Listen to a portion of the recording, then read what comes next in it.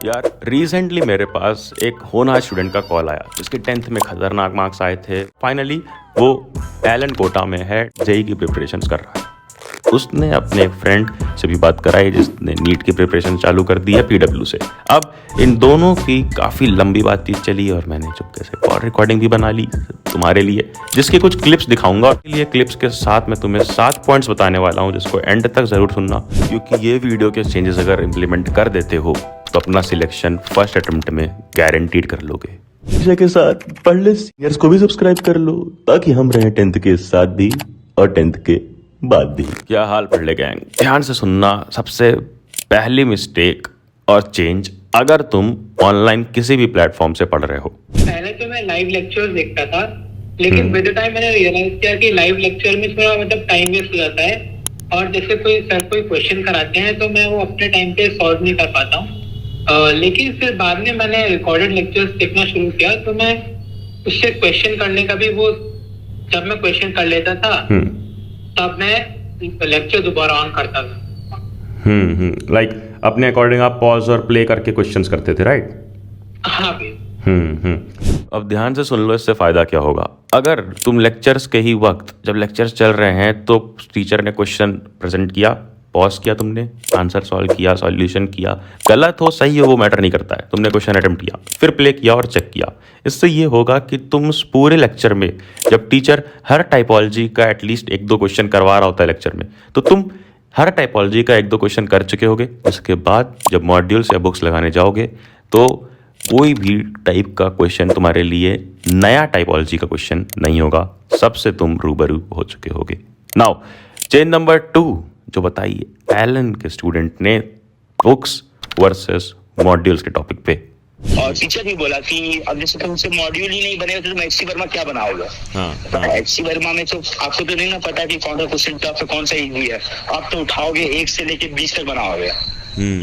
ऐसा ही ना, 20 तक में तो बहुत टफ क्वेश्चन आएगा, एक क्वेश्चन देख लोगे तो डिमोटिवेट हो जाएगा जो नहीं बनेगा। आई गेस अब ये बात बिल्कुल क्लियर है कि बुक्स और मॉड्यूल्स में बहुत बड़ा फर्क है यार। मॉड्यूल्स में एक लेवल पे चीज़ें बढ़ती हैं, मॉड्यूल्स में अलग अलग एक्सरसाइज दी होती हैं, प्रीवियस ईयर क्वेश्चंस भी इंटीग्रेट होते हैं, और बुक्स में कौन सा क्वेश्चन कैसा होगा ये तुम्हें नहीं पता होता है। तो अगर बुक्स से कुछ चैप्टर्स अगर तुम्हें सॉल्व करने भी हैं तो पहले उसकी मॉड्यूल्स कर लेना, एटलीस्ट उस मॉड्यूल की सबसे पहली वाली एक्सरसाइज जिससे कॉन्सेप्ट का एप्लीकेशन सीखते हैं, और उसके प्रीवियस ईयर क्वेश्चंस का अगर एक अलग से सेक्शन है तो वो सेक्शन सॉल्व करने के बाद ही एससी वर्मा, डीसी पांडे या कोई और बुक पे जंप करना।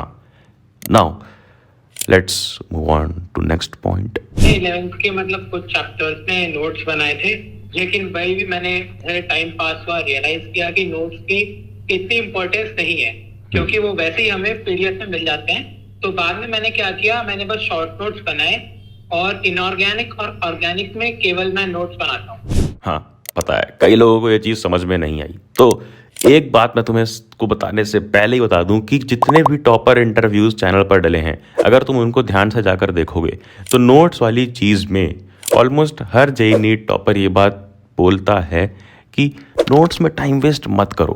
क्या करना है, जैसे अगर फिजिक्स या मैथमेटिक्स है तो फॉर्मूले लिख लो, ट्रिक्स लिख लो, टीचर ने जो जो बातें बताई इंपॉर्टेंट वो लिख लो, जिस क्वेश्चन में तुम बार बार अटक रहे हो वो लिख सकते हो अपनी मिस्टेक्स बुक में जो तुम करते भी होगे अलग से। और केमिस्ट्री में ऑर्गेनिक और इनऑर्गेनिक के नोट्स बना सकते हो, but physical chemistry is at again like physics, तो वहाँ पर भी वही करना है, सिंपल नोट्स बनाने हैं, शॉर्ट नोट्स बनाने हैं, सिर्फ फॉर्मूले, ट्रिक्स और कुछ क्वेश्चंस। देन आ जाओ बायोलॉजी और मैथ्स में। नीट वाले बायोलॉजी के लिए ध्यान से सुन लो, ये चीज़ प्लीज़ अप्लाई करना।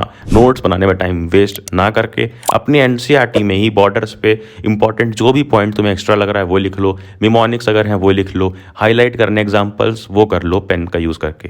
बट नोट्स बनाने में, एक्स्ट्रा लिखने में, जो कि नीट में आता भी नहीं है, सब कुछ एनसीईआरटी से एक्सट्रैक्टेड रहता है, तो एनसीईआरटी को एक्सट्रैक्ट करना सीखो इंस्टेड ऑफ कॉपिंग और writing modular book on your paper notebook.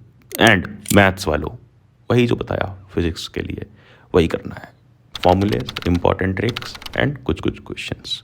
और ये तो बात थी डिटेल नोट्स के लिए, जेईई नीट के लिए। बट अगर तुम्हें चाहिए क्विक रिवीजन नोट्स जिससे तुम अपना स्कूल एग्जाम अच्छी तरीके से दे सको, जिससे अगर कोई टेस्ट है तो क्विकली रिवीजन कर सको, तो वेबसाइट पढ़लेक्चर.com पे जाओ, फ्री ऑफ कॉस्ट सारे के सारे टेस्ट डले हुए हैं और इधर एक कॉलम मिल रहा होगा टेस्ट का, एक ऑल इंडिया टेस्ट डाला है जिसको अटेम्प्ट करो, अच्छे मार्क्स आएंगे तो कैश प्राइजेस भी मिलेंगे। पैसा ही पैसा होगा। लिंक वेबसाइट की डिस्क्रिप्शन में और कमेंट्स में दे दूंगा। नाउ पॉइंट फोर्थ, एक मिस्टेक है जो हम सबसे हो जाती है क्लास 11-12 में।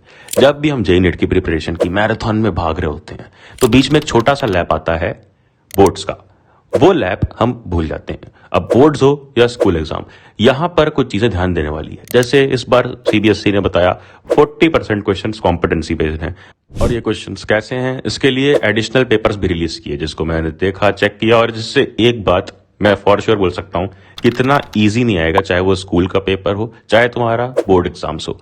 तो अच्छे से प्रिपेयर करने के लिए, एडिशनल पेपर्स के लेवल के क्वेश्चंस प्रिपेयर करने के लिए एक अच्छी सैंपल पेपर बस एंड में लगा लेना। एक सैंपल पेपर बुक कंप्लीटली अगर लगा लेते हो तो और कुछ भी लगाने की जरूरत नहीं पड़ेगी क्लास 11-12। ऐसी ही एक बुक है ओसवाल गुरुकुल की है, 35 सैंपल पेपर्स। पहली बुक है इंडिया की जिसमें 35 सैंपल पेपर्स तुम्हें मिल रहे हैं विद सॉल्यूशंस। और हाँ, अभी इनका एक ऑफर भी चल रहा है, लिंक मैं ऑफर की डिस्क्रिप्शन में दे दूंगा, डिस्काउंट में बुक मिल जाएगी। अगला पॉइंट ध्यान से सुनना, डाउट्स को लेकर। क्लास से रिलेटेड डाउट है, इसकी पर्टिकुलरली मुझे कोई स्लाइड समझ में नहीं आई तो मैं वो तो बैच में जाके पूछ सकता हूँ, स्लाइड को सेलेक्ट करके वहाँ वो डाउट पूछ सकता हूँ। और अगर वो सिमिलर डाउट्स बाकी बच्चों ने पूछा हुआ है तो मैं उसे अपलोड कर सकता हूँ। तो वो डाउट्स टीचर्स डायरेक्टली आके आंसर कर देते हैं।